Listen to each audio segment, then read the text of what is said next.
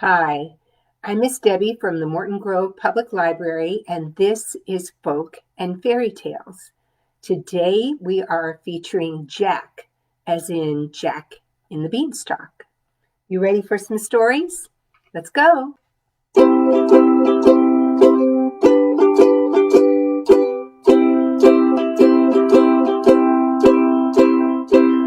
in the mood for stories. Hey, how about you? I'm in the mood for stories.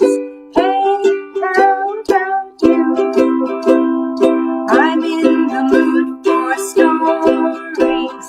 Reading along with you. Hey, what do you say? I'm in the mood for that today. Hey, what do you say? I'm in the mood for that.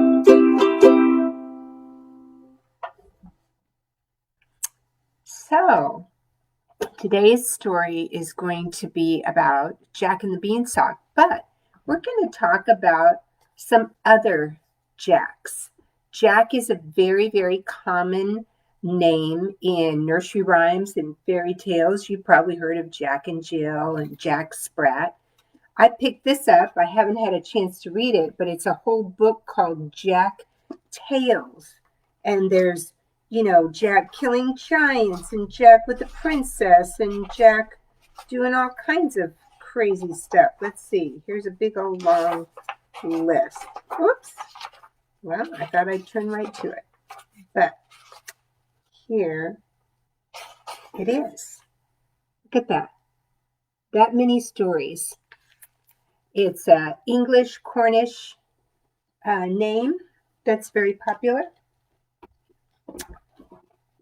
And Jack is just an average guy, just a kid or a young man.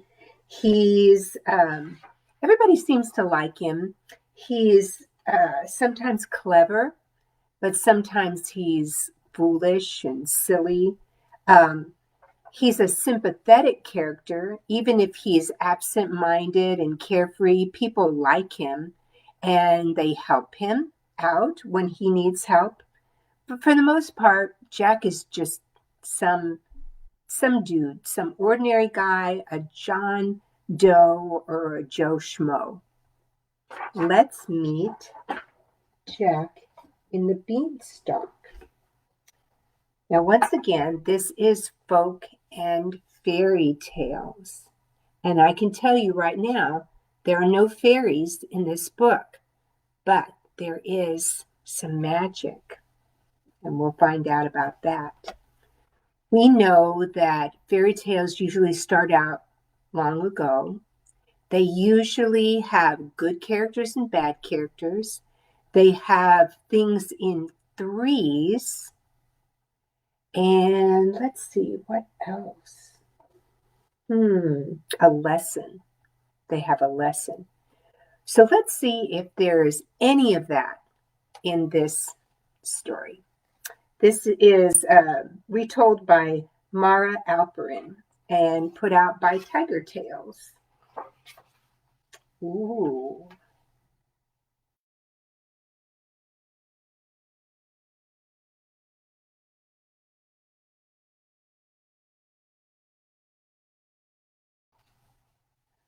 Oh.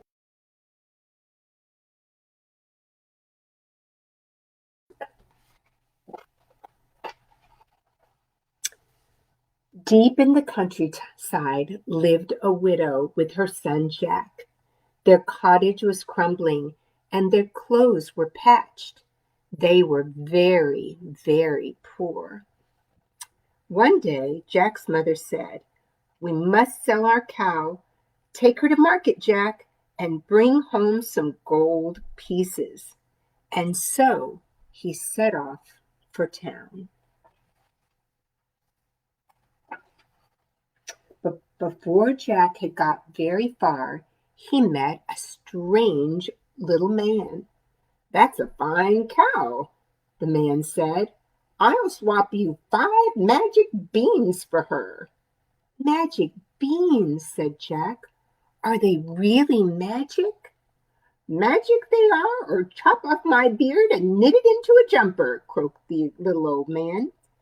Magic beans? Jack couldn't wait to tell his mother.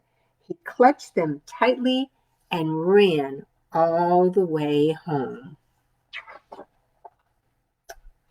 Jack's mother was furious. We need money, not useless old beans, she cried, and she threw them out of the window in disgust.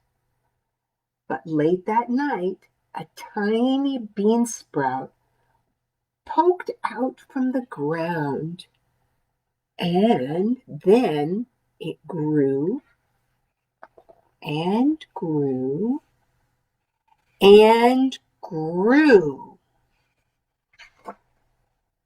The next morning, the beanstalk stretched high into the sky.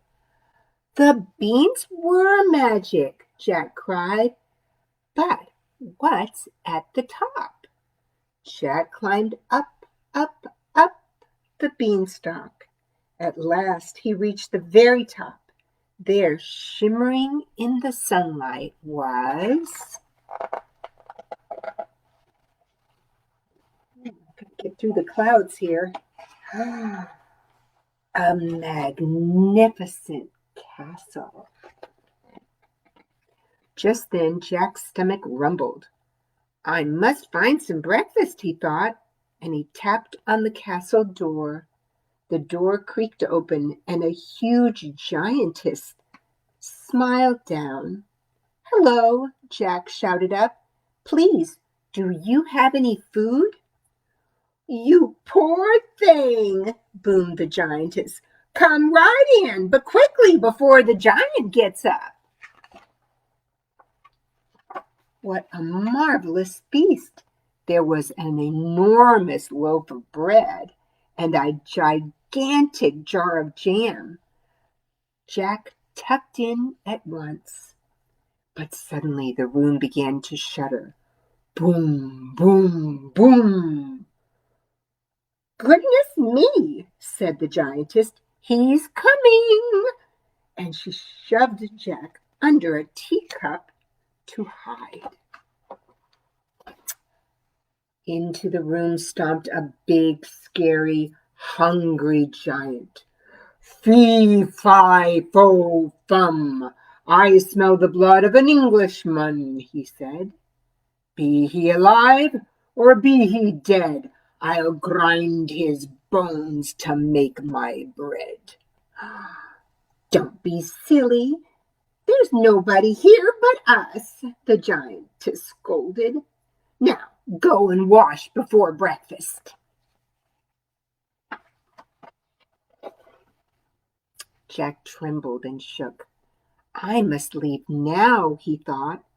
He was halfway down the hall when he heard squawk. It was a hen with bright golden feathers. Help, she clucked. Set me free, and I'll lay you a golden egg every morning. Jack scooped up the hen, and then he heard huge footsteps thundering after them. I tell you what, it's hard to get to the giant. Fee, fi, fo, fum, roared the giant. I smell the blood of an Englishman, and there he is. Jack raced out of the door, and he jumped and slid whee, down the beanstalk, down, down, down, all the way back to his cottage. Mother, quick, bring the axe, he shouted. Jack's mother swung the axe at the beanstalk. Whack! It shattered and shuddered and shook, and then the giant came tumbling down. Fee, fi, fo, crash! And that was the end of the giant. Jack hugged his mother tight. Look what I found, he said, and he showed her the golden hen. "Oh, Jack," said his mother, "I'm so glad you're safe, and you were right. Those were magic beans." So, Jack, his mother, and the golden hen all lived happily ever after. And with lots of golden eggs, they were never poor again. Look, they've even got a swimming pool.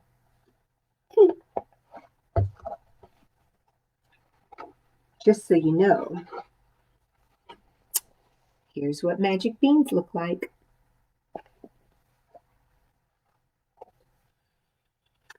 This is a very simple telling of the tale because in some other versions, it does start out once upon a time, which is usually long, long ago. And Jack climbs the beanstalk 3 times. The first time he gets golden coins.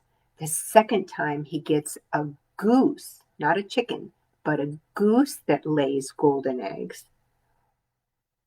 And the third time, and I may have those two mixed up, he gets a harp that plays itself and sings. So that is the 3. He goes up 3 times and he gets 3 treasures. But to make this simpler, they just had Jack go 1 time and get the treasures. Now, it's kind of hard to tell who's being good and who's being bad, because in this story, it looks like Jack stole everything from the giant. But in some versions, they make the giant very bad, that the giant has stolen those things from either Jack's family or he's stolen all the water and he steals their cows and their goats and eats them. So when Jack slays the dragon, or in this case it was his mother, and he falls down and dies, then everybody's happy because the giant is the bad guy. But it's not always clear in every one of the stories. So I have another bunch of books I just want to show you, and then we'll get up and move. So these are some other versions of the story. This is from the giant's point of view. It says, "Trust me, Jack's beanstalk stinks." The story of Jack and the Beanstalk as told by the giant. And of course, in this story, the giant is going to be the good guy.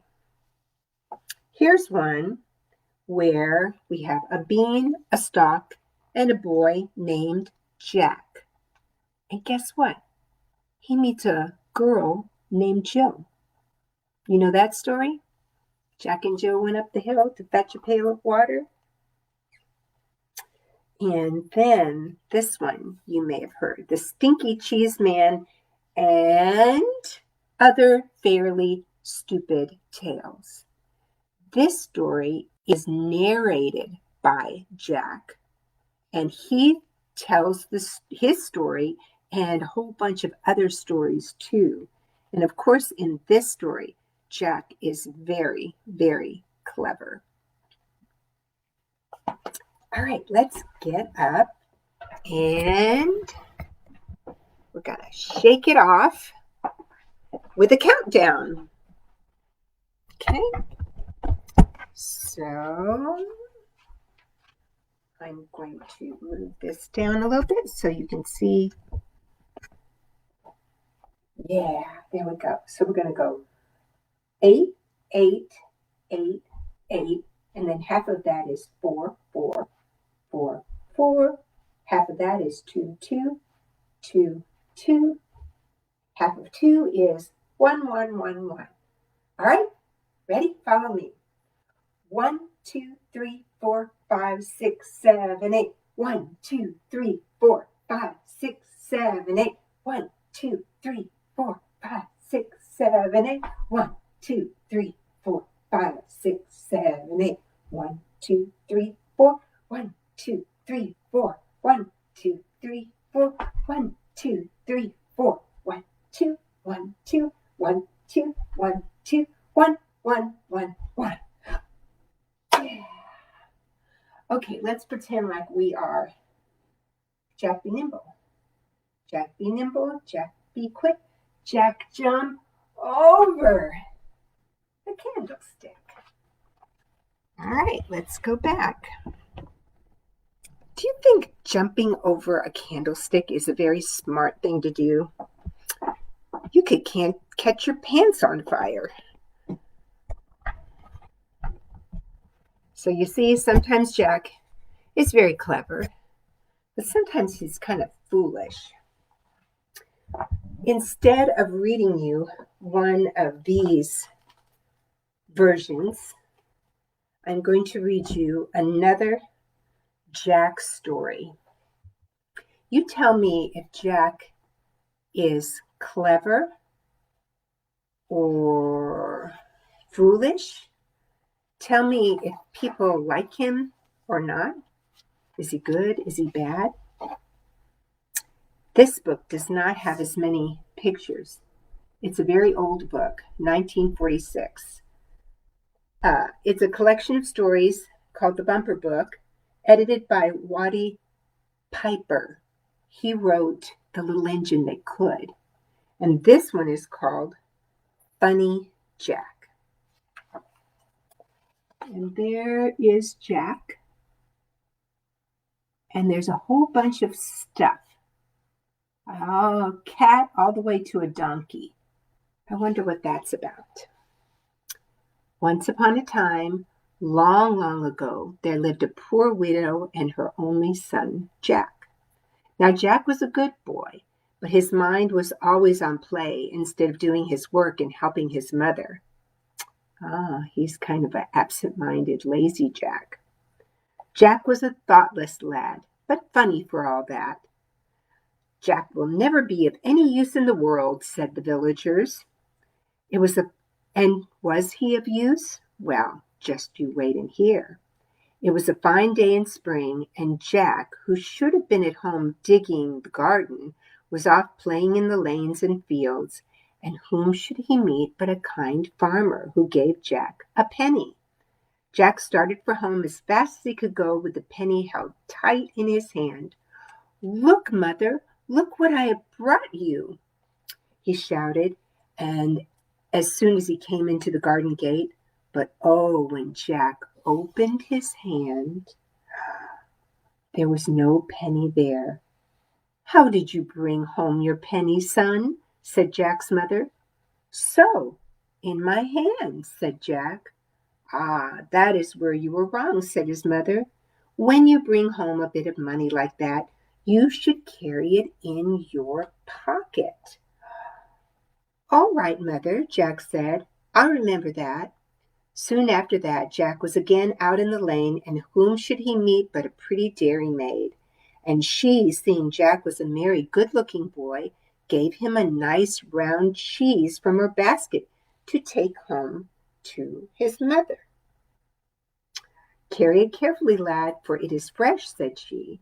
"I will, and thank you kindly," said Jack, and remembering a part of what his mother said told him, he stuffed the cheese tight into his pocket and started home. Oh no, the day was warm. Look, and Jack played a bit on the way.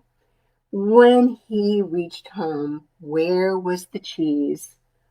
"What is this you have done to your fine, clean clothes, son?" asked his mother, looking at the melted cheese running down Jack, even to his shoes. Well, it looks like he had to take his shoes off. "I brought you a nice fresh cheese, mother," said Jack. "Dear me," said his mother, "don't you know when you bring home a freshly made cheese, you should stand it on your head and hurry right home?" "All right, mother," said Jack, "I'll remember that." Soon after that, Jack met the same pretty maid who had given him cheese, and she, liking his nice manner of speaking, gave him a jug of creamy milk. "Carry it carefully, lad," she said, "for it is brimming full." And there she is, giving him the milk. "I will, and thank you kindly," said Jack. He thought of what his mother had told him, but not all. So he set the jug of milk on his head, and off he ran home. The jug tipped and rolled about, and the milk poured down Jack's neck and into his ears. There was scarcely a drop left in the jug when he reached home. The milk had spilled out and was all on himself. "What have you done to yourself now?" asked his mother. There he is, with a jug of milk on his head. "Oh my. I brought you a jug of creamy, rich milk, Mother," said Jack. "Dear me, Jack," said his mother, "don't you know that when you bring home a jug of milk, you should come slowly with the jug held tightly in your 2 hands about the neck of it, like this?" "All right, Mother," said Jack. "I'll remember that." Jack went for a walk slowly after that, and he found a little gray cat near a barn. "Oh, she will grow into a nice mouser," he thought. "I'll take her home to Mother." So Jack remembered what his mother had told him, but not all. He gripped the cat by her neck, and holding her so, he went slowly home. But oh, when he got there, the cat was dead. "Poor pussy," said his mother. "Why did you bring home a dead cat, son?" "To catch mice," said Jack. "She was alive when I started." "Dear me, have you no wits?" asked his mother, well nigh out of patience with Jack. "Do you know what you should do? Tie a string to an animal and lead it gently behind you all along the road." "All right, Mother," said Jack. "I'll remember that." A few days later, Jack went to the market, and the butcher, knowing his mother was a poor widow, gave Jack a leg of mutton. "It will make a tasty potful," he said. "Take it home carefully." "I will," said Jack, "and thank you kindly." So what did Jack do but tie a string to the leg of mutton and drag it home slowly in the road behind him. When he got home, there was nothing left but a bone. "What is this?" asked his mother. "A leg of mutton I brought you," replied Jack. "Now I know you have no wits," said his mother, looking at the dusty bone in the string. "Don't you know that the way to bring home a fine piece of meat like that is on your shoulder?" "All right, Mother," said Jack. "I'll remember that." One day, not long after that, Jack was made a present of a little donkey. "Two of a kind," said the man who gave him the donkey. "The very thing for Mother," said Jack. "I'll make her a small cart, and this donkey will draw her to church on Sunday." He felt very much pleased with himself. "Take it home carefully," said the man, knowing how the donkey could kick. "I will," said Jack, "and thank you kindly."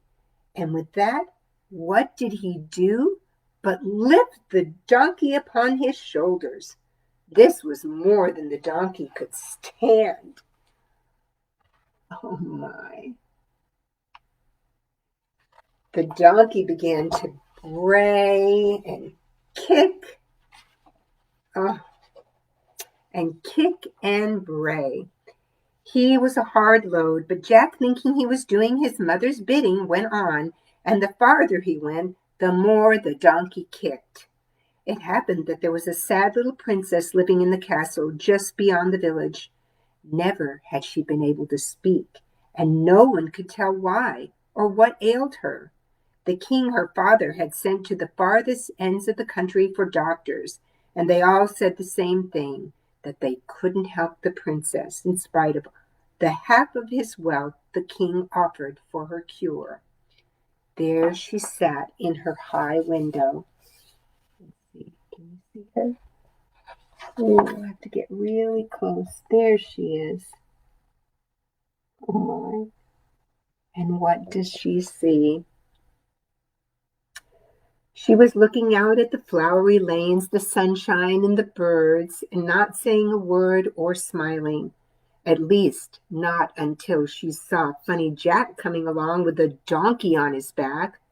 Then how the poor little princess laughed, and she couldn't stop talking as she pointed at the funny sight and called all her ladies to see Jack too. "Who is she talking about?" asked the king. "No matter who he is, bring him in and I will give him half of my riches." So Jack and his donkey were brought into the castle, and Jack was made rich and important. "I'll carry this gold home to mother," he told the king. "No, you had better let me," said the princess, which was really the safer way. I like Jack.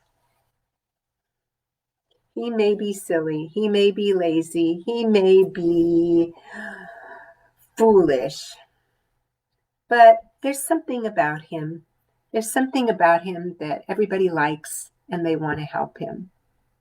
So, what do you think the lesson is of Jack and the Beanstalk and Bunny Jack? Maybe by having a pleasant way of being, good things will happen to you, right? What goes around comes around. Maybe in Jack and the Beanstalk, he climbs up just like a social climber. Whatever happens, it usually turns out that Jack starts out very poor, but in the end, he becomes rich. Whatever the reason. Well, it's time to say bye. Skidamarinka-dinka-dink, skidamarinka-doo. I love you. Skidamarinka-dinka-dink, skidamarinka-doo. I love you. I love you in the morning and in the afternoon. I love you in the evening and underneath the moon. Skidamarinka-dinka-dink, skidamarinka-doo. I love you. I love you too. Boop boop be doo. Bye bye.